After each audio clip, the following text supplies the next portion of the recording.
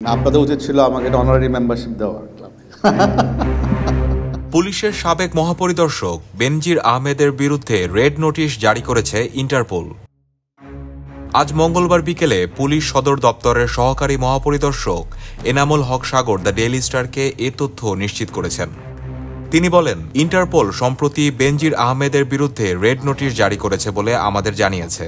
তিনি আরও বলেন, দুর্নীতি দমন কমিশনের আবেদনের ভিত্তিতে ঢাকার একটি আদালতের নির্দেশের পর ফেব্রুয়ারিতে পুলিশ সদর দপ্তর ন্যাশনাল সেন্ট্রাল ব্যুরোর মাধ্যমে ইন্টারপোলের কাছে এ বিষয়ে অনুরোধ জানায়।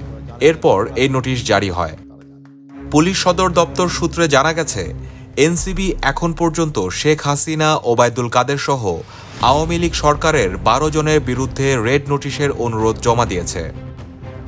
এআইজি সাগর বলেন, বেনজিরের বিরুদ্ধে রেড নোটিশ জারি হলেও ইন্টারপোল এখনও 11 জনের বিষয়ে অনুরোধের পর্যালোচনা করছে। তবে ইন্টারপোলের ওয়েবসাইটে রেড নোটিশের তালিকায় বেনজিরের নাম পাওয়া যায়নি।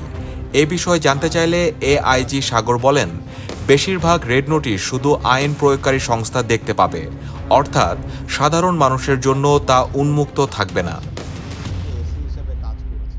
বান্ডেল থাকলে প্রতি সেনমানিতে টাকা বাঁচবে। বিকাশ সেনমানি বান্ডেল কিনে জিতুন প্রতি লেনদেনে।